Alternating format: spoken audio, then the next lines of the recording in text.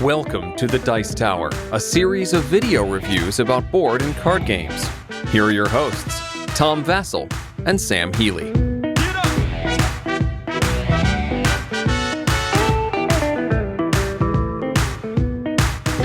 folks, I'm Tom Vasel. I'm Zee Garcia. Hello! Sam Healey, what's up, y'all?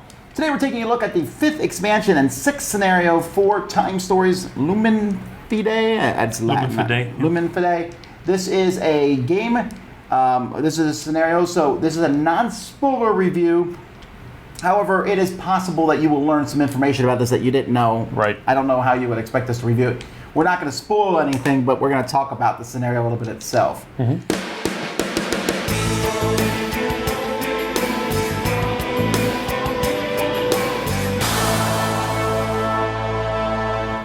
This one takes place in the 1400s in the Iberian Peninsula when the Moors and Christians were fighting each other. It's a medieval theme. What did you guys think about the theme? I enjoyed it. I was a little anxious about it when I first heard about it because it's a really touchy subject, and I think the game and the designers of the game handled the subject matter in such a way that neither side will be offended by it, which is an accomplishment in and of itself.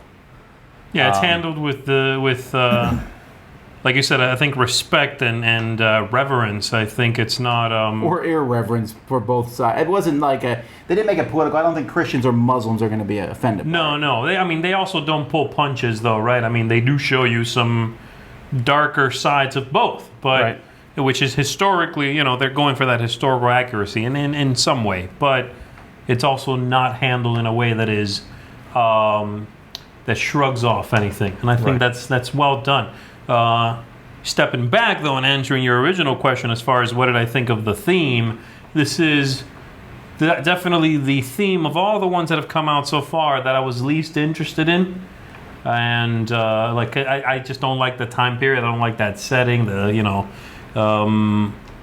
so I wasn't really going into it captivated already by the hopes of what the theme might bring me.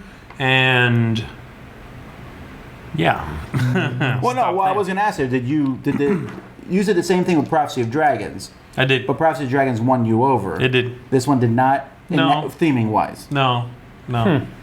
This is, Bro, do you even history? I think, for us, and we played all the scenarios together, right? Yeah, we've done them all. This was easily, in my opinion, the hardest one we've done in both the puzzly nature of it and the combat nature of it. I would agree with that on the combat nature of it. You didn't think the puzzles were the hardest? Those are some really, we actually got hints. True. From the internet. But we failed so many times at the combat. I mean, literally failed. We did more runs of this one than we've ever done of any. You'll be able to see next week if you watch, and that will be super spoilery, how many times we've gone through this. But to the point where there was at least one point during the game where I was like, I don't really want to restart our gun. I was getting a little frustrated by it in the middle. And actually, just to be clear, at the end, this is the first time we've ever lost. And didn't go through and try to win. Well, we could have gone, like the big main objective that we were trying to accomplish, that each one has some main thing you need to do. Right. We failed at it, and yes, we could have gone back and gone through it again, but we didn't. It was like we failed. We didn't want to go back and go all the way and do that one last thing again. Right. So again, a lot of this stuff's going to come from the spoilers, but when you open a box, it isn't really a spoiler. The game is split into 3 chapters. There's different chapter packs. And when we were playing the first chapter, I was kind of like, is this story going to get going? And then in the second chapter, I was like, okay. Well, at the end of the first chapter, I was like, okay, a little more interesting. Second chapter was my least favorite part of the game, hands down. Then the third chapter got a lot more interesting story-wise. But I felt like we played the first chapter and the second chapter so long that the third chapter did not win me back over. I don't want to say it was a negative experience for me playing this game, because I still had a good time and there was still some cool moments, a lot of fun. But this is easily my least favorite of all the scenarios so far. Wow. Well, wait. Wow. I don't know. The Egyptian one might be less, because that one was also not as exciting until the end as this one. Maybe it's tied with this one, but this one was longer. This one was easily the most frustrating one for me. I would have gladly gone back and tried to finish and win if you would have allowed us to. Well, That was a vote kind of I'll thing. jump Yeah, it back was. into Tom's Yeah. camp here, and I agree right off the bat. I do agree. This is my least favorite. There's no competition. I mean, I wasn't thrilled by the Egyptian one, Under the Mask. Is that right? Yeah. Under the Mask. I was not thrilled by it, but there was an even feel to it. The story I could follow. I understood the things as they developed, and something I cannot get into really, the main mechanical twist that was brought to that one, I thought blew anything in this one out of the water. All right, because each one has a new twist. Yeah, each one to has it. something you're like, oh, in this one they do this thing, mechanically speaking. This one I thought had a real good third act, like you were saying. I actually probably liked the third act more than you did. It was a slam bang finale. But it's kind of like sitting through 2/3 of a movie that's been pretty bad for that awesome end scene, right? Like the final showdown is good. The rest is like, when I buy this Blu-ray, I'm just gonna skip to the third act and watch that scene again. That's kind of how I felt, you know. The very first act, first third of the game or so, to me, I was lost. I mean, it felt like I was lost all the time. I could not figure out, what are we doing again? Who is this person they're mentioning? And that's part of that is my own obliviousness, right? I have a hard time keeping track of the names because they're very foreign to me, but it also feels a little muddled in its storytelling. I'm not sure if that's just me, but I mean, that's all you can get, my impression, but it felt muddled to me. So I had a hard time really getting into it until maybe halfway through the game. No, you liked it more than we did. These guys are Lulus.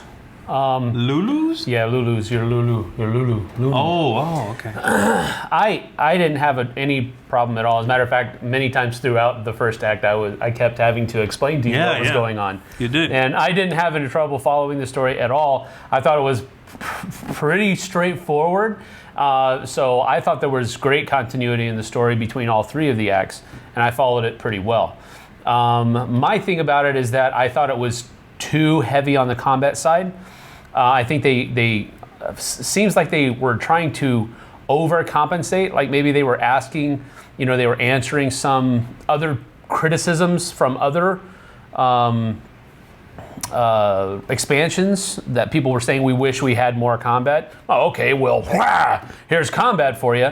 And on top of that, it was really difficult combat. I mean, there were like times where we went into a battle, we're gonna die. And there were a couple of times where we didn't even really want to roll the dice because we knew it was going to happen. Right. So there is that. I thought the combat was a little heavy-handed. I actually did enjoy the puzzle aspect of it, though. Well, that's kind of weird because if I remember correctly, you didn't think Asylum was as good as the other ones because you thought that puzzle was too hard. I thought the puzzle in this one was the hardest one we've ever come across. Well, I think it's the nature of the puzzle. And again, I don't want to give away too much in this talk. We'll talk more detail about it next time in the spoiler review. But I thought it was a different kind of puzzle, whereas the one in Asylum was, I don't know the word for it, so I'm not going to belabor the point, but it was just different. Okay. Uses a different mindset, a different way of thinking. And I mean, on this one, I felt like I could give input. Whereas with Asylum, if you remember watching, I was really just sitting there half the time and you guys were going at it.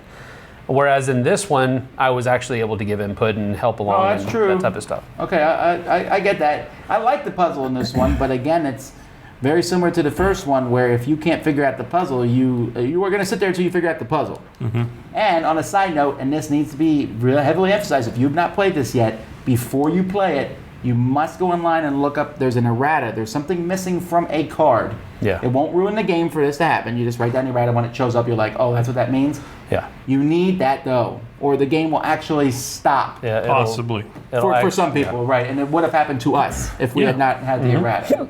Excuse me. So, that being said, really most of what we can say is going to be in our spoiler review. So if you've already played it or want to see what we think or don't care, you can go watch that But for now, for me, this one actually gets a thumbs down, a ring down. I actually... There was really good stuff in it, right? Yeah. And it's still, the T.I.M.E Stories thing is still pretty cool, but I don't know. I'm not as thrilled by this one. Well, I'll leave you for last because you're going to be the most positive. Let's end on that. For me, there's 3 things I like T.I.M E Stories for. Storytelling. They're very immersive. It's a very immersive game. For me, this one did not largely did not do that. Until the very end, I got into it. For the most part, I wasn't into the story. So that one's not a positive point. The other thing is combat. This one had a ton of combat, but it was, as Sam said, a little heavy-handed, so it didn't quite nail that for me either. And then the final thing I enjoy, the system 4 is puzzles, and this one had puzzles, not very many of them, and it's sort of just, this isn't much of a spoiler, but it's sort of like one big one, you know. And again, that wasn't quite what I was hoping for. So I'm going to be with Tom on this one. I'm going to give it 1 time unit down. This is my least favorite so far. Maybe I'll bring my thumb up a little bit, because there is one aspect I did like about this game. The game did offer a meaningful choice at one point, which I thought was intriguing. Yeah. That affected the game a lot. And I did like that. That was something that we hadn't come across before, I don't think. Mm-hmm. Yep. Well, these guys, like I said Even earlier, if you thought we made the We're wrong Lulus, choice. man. We're Lulus. we definitely, I will even say we, because we did make it as a corporation there, but The Dice Tower chose poorly. yes, we chose poorly at that point in time. Well, as I said before, these guys are Lulus. I think the discontinuity in storyline, I think, is just Zee's brain not functioning very well when we were playing through the game. I don't think most people will have that problem going through the game. He's eccentric that way. That's a nice way to put it.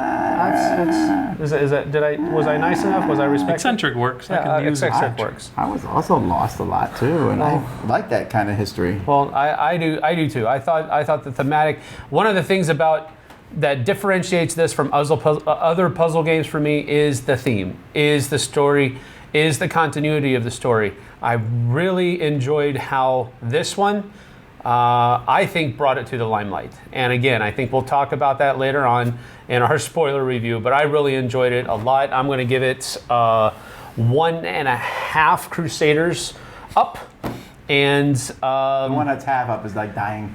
yeah, he's like waking up. leaning on the other guy because he's waking up wounded or still. something That's like what that. it is. But no, he's being drug along by his companion who hasn't died yet. So that's pretty much what it is. Yeah. All right. Anyway, until next time, I'm Tom Vasel. I'm Zee Garcia. Thanks. Sam Healey. See you on the flip side, y'all. Thanks for watching our review today. For more information about board games, as well as the #1 board game audio podcast, check out Dicetower.com for reviews, interviews, and more.